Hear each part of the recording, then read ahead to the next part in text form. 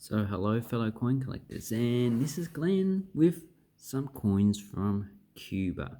So these are actually not the actual circulating coins that you'll probably find. These are actually tourist coins. So the initial coins were actually called, if we look at this, 10 centavos, Institución Nacional de Turismo, so the National Institute of Tourism. And these ones are actually tourist coins. So if you actually had a US dollar, you can actually exchange it for $1 equals 1 tourist peso. So these are actually tied to the US dollar. And as you can see, I've got 3 different series. So we've got the first series, first issued in 1981. It has a denomination with the logo of the National Institute of Tourism. And on the back, we actually, I'll do it. So as you can see, they're actually different metals. So these first ones were copper and nickel. In 1988, they actually, or 89, they actually issued these aluminium coins. So as you can see, they're actually quite different. Aluminium doesn't wear as well and actually gets quite damaged quite easily. So on these coins, we have the logo for the National Institute of Tourism. We have the denomination. Here we just have the denomination. So that's quite a boring series. And I've only got the 5, 10 and 25 centavos of the first and second series. So I've turned it over, and as you can see, the aluminium series actually has the logo.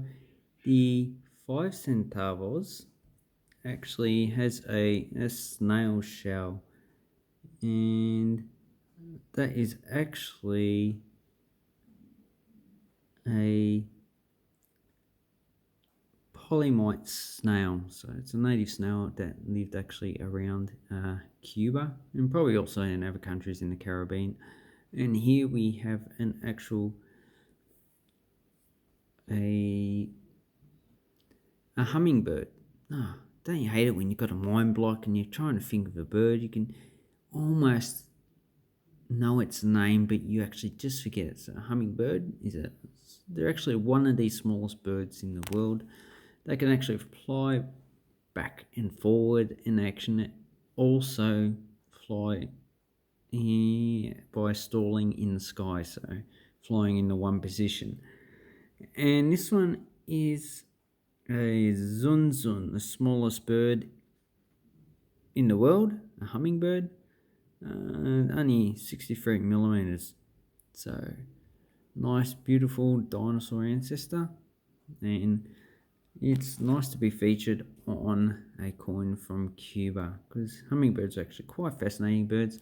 They have a high metabolism to go with their high rate of wing movement, so actually move their wings quite fast. So that will also reduce their lifespan, having a high metabolism, like in Australia, like the dunnets and the antechinus.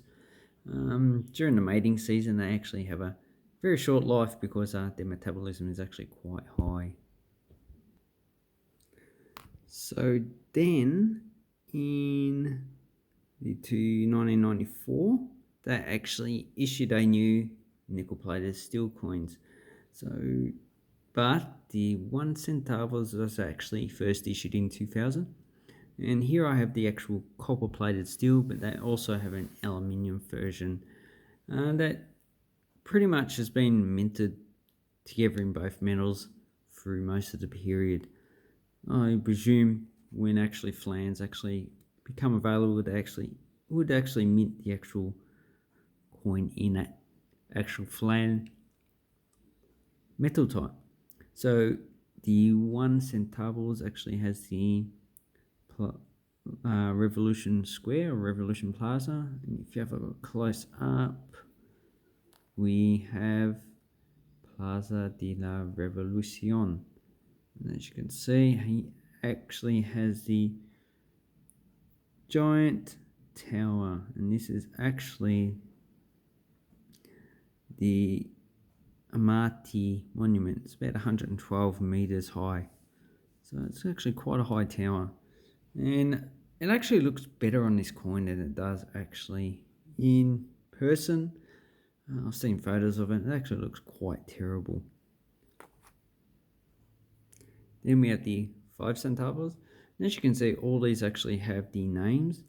So this one is a colonial house, and it just says Casa Colonial, so colonial house. So that's just basically a building probably from the 16 or 1700s.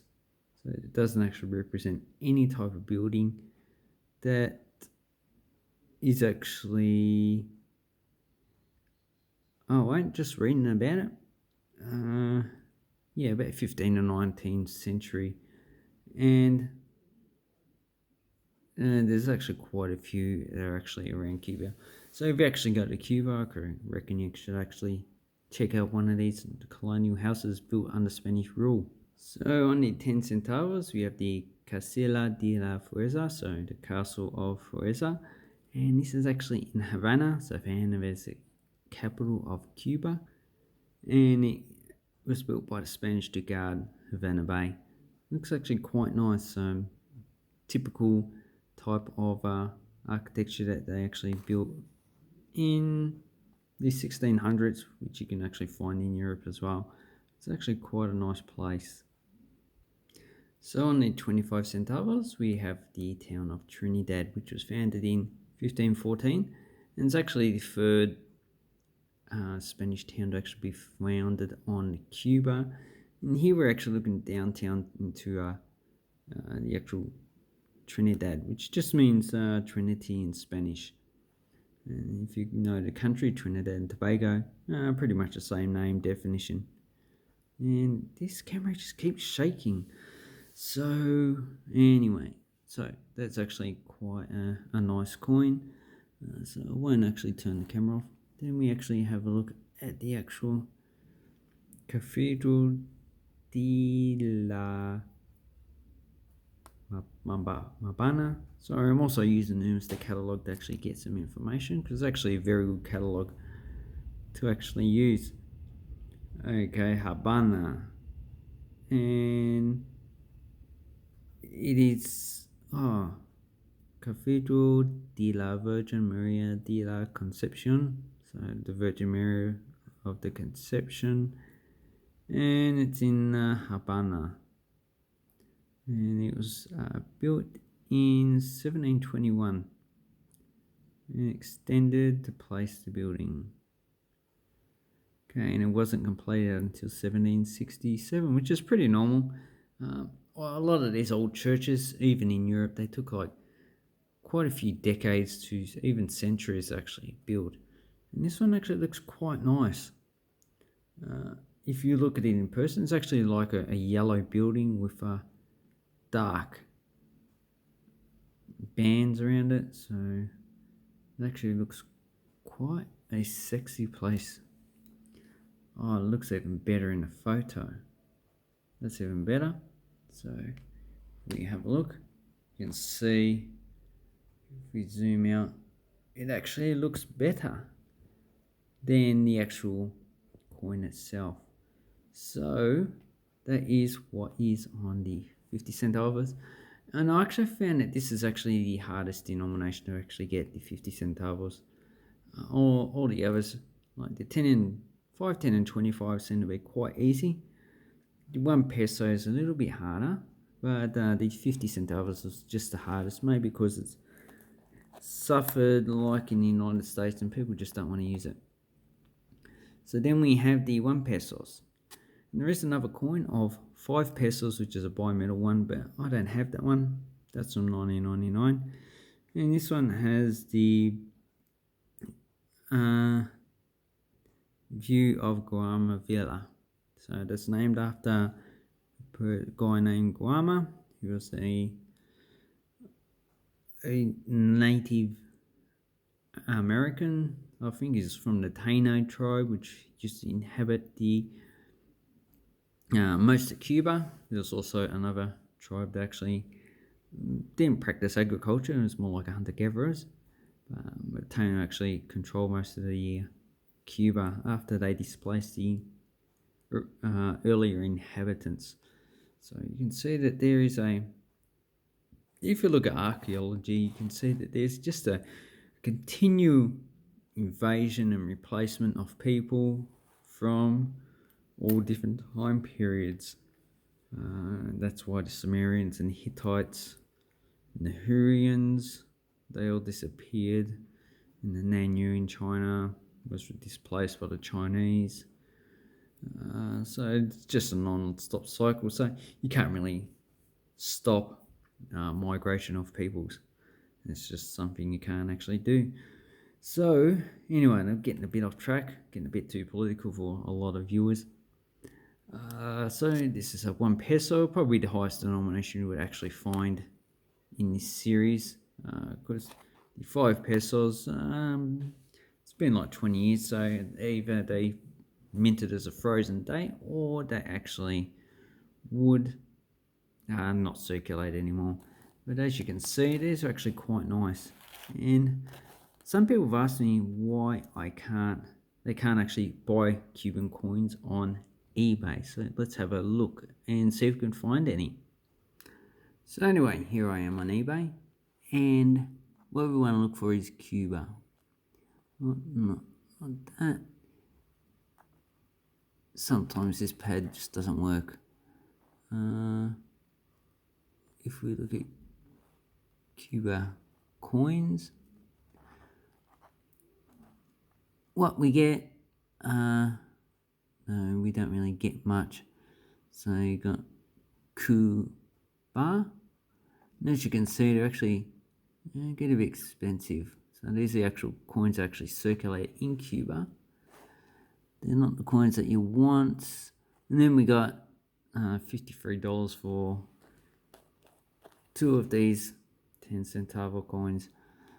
And no, we're not actually finding many coins on Cuba. So why can't you actually find coins on Cuba? Well, it's pretty simple. The United States has sanctions on Cuba. They don't allow you, here we found some more. They don't allow you to actually import stuff from Cuba. Or so eBay actually has to follow that. So they just banned stuff being named from Cuba or from Iran or North Korea from being sold on eBay. So that's basically why you can't find them. They are for sale. So here's another one for like $5, $12 postage. So you got 5, 10. So this is from the national currency, and that's a 2 centavos. Oops, should actually Cuba coins. Let's go back again. Damn. So what I do? Cuba. Put a space. So, or you could actually have it starting with K. Okay, so we've got more here. So this actually is actually quite a nice series. You got a lot of differentiation. I've got 5 centavos, which I don't have. And looks like that one is probably a 50 or 1 peso. No, it's probably 50 centavos. But it only has one side, so that's actually quite nice. And once you actually find out how to actually find these coins, it actually comes a lot easier. So here is the pre-communist. So we've got 1, 1, 2, 2 centavos and 5 centavos. See, they have the Roman numerals, not the denomination. So that one's about $26. Yeah, so they're actually not cheap coins to get. Here we have another one. This one's $16 plus 14 postage. So you got 1, 1, 1, 1, 2. You got 4, 5 centavos. It's probably a 10 centavo. Once again, we don't have the other side, and this thing keeps shaking. So anyway, if you want, what you could do is just go down to the description, because sometimes they have both sides. No, sometimes they have both sides, the actual coins on there. And do we have any more? No. So that's basically why you can't find coins of Cuba. Look up like Caribbean peso or something like that. You might actually get some more information. But basically, these are actually quite an expensive coin to get. Actually, a nice series. It took me quite a while to get the whole series for these coins. They are minted in Cuba. So Cuba does mint its own coins, and there's lots of variations, so you actually get lots of what we would deem as errors, but for Cuban coins they're actually just pretty normal, because the minting standard is quite low. As you can see, this is probably a dye fill, or probably the pressing is actually not that good, but I would say it's probably also quite common on Cuban coins to actually get something like that, and it would add very little value to the actual coin. Unlike if it was an Australian coin or a Hong Kong coin, it actually add quite a few dollars value. So yeah, nice coins to actually get. Also pretty hard to get if you actually want to get a set. Same with Iran and North Korea. Well, North Korean is probably the easiest to actually get, but you need to actually be creative in how you actually look for these coins. Now I know this video is actually quite long, but anyway, I just wanted to give a description of Cuban coins, and I'll leave a link down below to eBay so you can actually try your luck at getting Cuban coins for a good price, because I wouldn't have paid too much of a price for these coins because I'm just a cheap bastard. Anyway, thank you very much and have an awesome coin and banknote collecting time. Thank you and goodbye.